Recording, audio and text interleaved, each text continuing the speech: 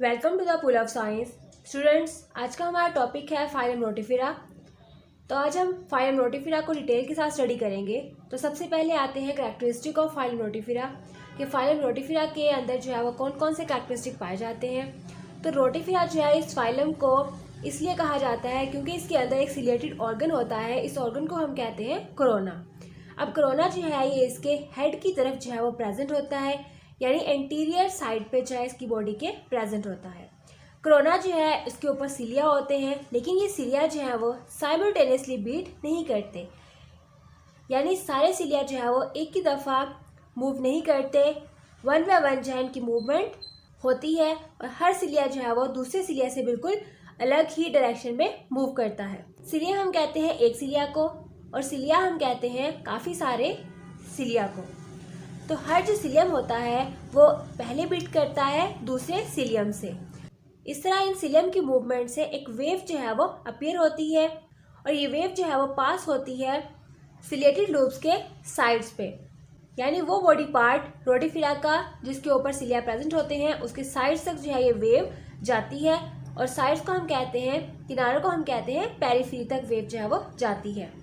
और ये वेव जो है बिल्कुल रोटिफिरा को एक व्हील लाइक स्पिनिंग मूवमेंट जो है वो देती है। जैसे एक पहिया घूमता है वैसे ही इसकी बॉडी के ऊपर जो सिलिया हैं बिल्कुल इसी तरह पहिए की तरह जो है वो मूव करते हुए नजर आते हैं। इसी वजह से रोटिफिरा को सबसे पहले जो नाम दिया गया था वो दिया गया था व्हील एनिमलक्यूल का। बाद में जो है इसको रोटिफिरा का नाम जो है वो दिया गया। अब रोटिफर जो है ये स्मॉल एनिमल्स होते हैं और ये फ्रेश वाटर के अंदर जो है वो पाए जाते हैं, यानी मोस्ट ऑफ द रोटिफर्स जो है वो फ्रेश वाटर में ही रहते हैं। लेकिन कुछ स्पीशीज जो है रोटिफिरा की जो मेरीन वाटर में पाई जाती हैं, मेरीन वाटर हम कहते हैं समुद्र के पानी को। तो समुद्र के पानी के अंदर जो है वो कुछ रोटिफर्स जो है वो पाए जाते हैं। इसी तरह 2000 स्पीशीज हैं रोटिफर्स की जो डिस्कवर हो चुकी हैं। रोटिफिरास को फर्दर जो है वो 3 क्लासेस में डिवाइड किया गया है, और रोटिफिरा की जो बॉडी है वो 1000 सेल्स पर मुश्तमिल होती है। इसके अलावा इनके जो ऑर्गन्स होते हैं वो यूटिलिक होते हैं। रोटिफिरा जो हैं वो सॉलिटरी होते हैं, यानी अपने होस्ट के साथ जो है वो अटैच होते हैं। फ्री स्विमिंग एनिमल्स होते हैं, पानी के अंदर जो है वो फ्रीली मूव करते रहते हैं। और कुछ जो है वो कॉलोनियल होते हैं, यानी मिलजुल कर रहते हैं, कॉलोनीज बनाते हैं। लेकिन रोटिफिरा जो है ये पानी के अंदर सैंड के जो ग्रेन्स होते हैं, रेत के जो जर्रात होते हैं, उनके दरमियान में ये पाए जाते हैं। रोटिफिरा की बॉडी जो है वो ट्रिप्लोब्लास्टिक होती है, यानी इसकी बॉडी जो है वो 3 लेयर्स पर मुश्तमिल होती है। आउटर लेयर जिसको हम एपिडर्म बोलते हैं, मेसोडर्म मिडल लेयर, और एंडोडर्म जिसको हम इनर लेयर बोलते हैं। इसके अलावा इनकी बॉडी जो है वो बाइलेटरल होती है, यानी मिरर इमेजेस जो है वो इसके नहीं बनते जब इसको हम एक प्लेन में डिवाइड करते हैं। इसी तरह इनकी बॉडी जो है वो अनसेगमेंटेड होती है। इनकी बॉडी जो है उसके ऊपर कुछ सेगमेंट्स जो है वो नहीं बने हुए होते हैं, बिल्कुल प्लेन जो है इनकी बॉडी होती है। इसके अलावा सोडोकोइलोमेट होते हैं, यानी इनके अंदर जो है एक कंप्लीट डाइजेस्टिव ट्रैक्ट यानी कोइलम बॉडी जो है वो मौजूद होती है। तो सोडोकोइलम का मतलब है कि इनके अंदर कंप्लीट डाइजेस्टिव सिस्टम जो है वो पाया जाता है, और ये डाइजेस्टिव सिस्टम जो है ये स्पेशलाइज्ड ऑर्गन्स के साथ मिलकर जो है वो काम करता है। जो रोटिफिरा की एंटीरियर एंड होता है उसके ऊपर सिलेटेड ऑर्गन होता है जिसको कोरोना बोलते हैं, जैसे कि आपको इस टॉपिक के स्टार्टिंग में बताया था, जिसकी वजह से इसका नाम जो है वो रोटिफर रखा गया। इसी तरह रोटिफिरा का जो पोस्टीरियर एंड होता है उस पर एडहेसिव ग्लैंड्स होते हैं और टोस होते हैं, जिसकी वजह से जो है ये पानी के अंदर मूव करता है।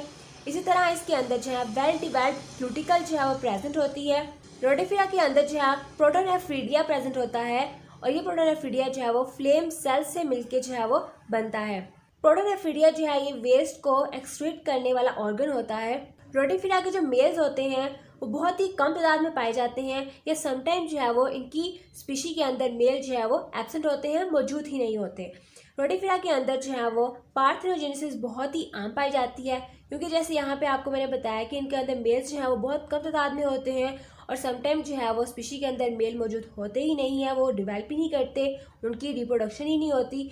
तो जो पार्थेनोजेनेसिस होती है वो फीमेल्स के अंदर जो है वो पाई जाती है। तो पार्थेनोजेनेसिस हम कहते हैं कि ऑफस्प्रिंग का प्रोड्यूस होना विदाउट फर्टिलाइजेशन, यानी इन स्पीशीज के अंदर जो है फीमेल से ही आगे ऑफस्प्रिंग डिवेल्प हो जाते हैं, इनके अंदर फर्टिलाइजेशन जो है वो नहीं होती। उसके बाद है एक्सटर्नल फीचर्स ऑफ रोटिफिरा। तो रोटिफिरा के ऊपर जो है वो सबसे पहली जो लेयर होती है वो क्यूटिकल की लेयर होती है, और क्यूटिकल जो है ये रोटिफेरा के एक्सटर्नल सरफेस यानी इसकी आउटर लेयरिंग को कवर करते हैं। बहुत सी स्पीशीज के अंदर क्यूटिकल जो है वो थिकन्ड होती है और बनाती है लोरिका। लोरिका जो है एक केस होता है, एक शेल होता है जो कि रोटिफियर्स की बॉडी को कवर करता है। क्यूटिकल और लोरिका जो है ये रोटिफेरा को प्रोटेक्शन प्रोवाइड करती हैं अदर ऑर्गेनिज्म से।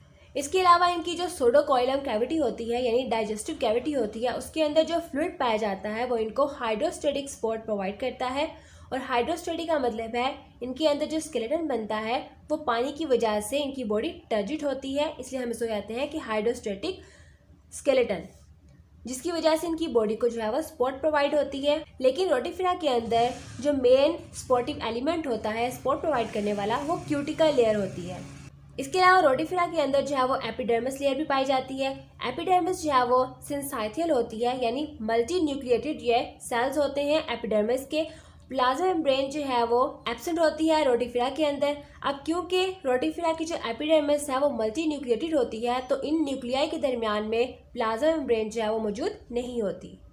इसी तरह रोटिफेरा की जो बॉडी है वो 3 पार्ट में डिवाइडेड है, हेड, ट्रंक और फुट। इनको हम 1 बाय 1 स्टडी करते हैं। तो फर्स्ट है रोटिफेरा की बॉडी पार्ट जिसको हम हेड बोलते हैं। तो हेड के अंदर जो है वो कोरोना पाया जाता है। तो कोरोना जो है वो आपको बताया कि ये सिलिएटेड पार्ट होता है इसके इंटीरियर एंड की तरफ यानी हेड की तरफ, जिसकी वजह से इसको हमने जो है वो रोटिफेरा का नाम दिया था और इस पार्ट को हम कहते हैं कोरोना। इसके अलावा इसके हेड में माउथ प्रेजेंट होता है, सेंसरी ऑर्गन्स पाए जाते हैं और ब्रेन पाया जाता है। अब कोरोना जो है ये बकल फील्ड के इर्द गिर्द पाया जाता है यानी बकल फील्ड को जो है ये सराउंड करता है। अब बकल फील्ड जो है इसके अंदर भी लार्ज सिलिएटेड एरिया होता है यानी इस कैविटी के अंदर भी बहुत सारे सिलिया जो है वो पाए जाते हैं। सेकंड जो इसका बॉडी पार्ट है वो है ट्रंक। तो ट्रंक जो है वो रोटिफेरा का सबसे लार्जेस्ट पार्ट होता है यानी जो दरमियान वाली मिडल बॉडी होती है रोटिफेयर्स की उसको हम ट्रंक कहते हैं। अब ट्रंक जो है ये लॉन्गेटेड होता है, सैक लाइक पोर्शन होता है रोटिफेरा का। और ट्रंक के पोस्टीरियर एंड की तरफ जो है वो एनस पाई जाती है और एनस जो है ये वेस्ट प्रोडक्ट को बॉडी से रिलीज करने के लिए काम करती है। लास्ट बॉडी पार्ट है रोटिफेयर्स का फुट। तो रोटिफेयर के पोस्टीरियर एंड की तरफ जो है बहुत ही बारीक सा एक पोर्शन होता है, नैरो पोर्शन होता है, इसे हम फुट कहते हैं। अब फुट का जो टर्मिनल पोर्शन होता है उसके ऊपर जो है 2 टोज होते हैं, 2 पाँव लाइक स्ट्रक्चर्स होती हैं जो कि इसको मूव करवाने में हेल्प करती हैं। यानी ये इन्हीं टोज की मदद से पानी के अंदर जो है वो लोकोमोशन करता है, मूवमेंट करता है। इसी तरह जिसके फुट होते हैं यानी टो होते हैं उनकी बेसमेंट पर पैडल ग्लैंड्स पाए जाते हैं जो कि इसको चलने में हेल्प करते हैं। रोटिफेरा की जो बॉडी डक्ट होती हैं, बॉडी कैनाल्स होती हैं, वो इस टोज तक यानी पाँव तक जो है वो जाती हैं और पाँव में ओपन होती हैं।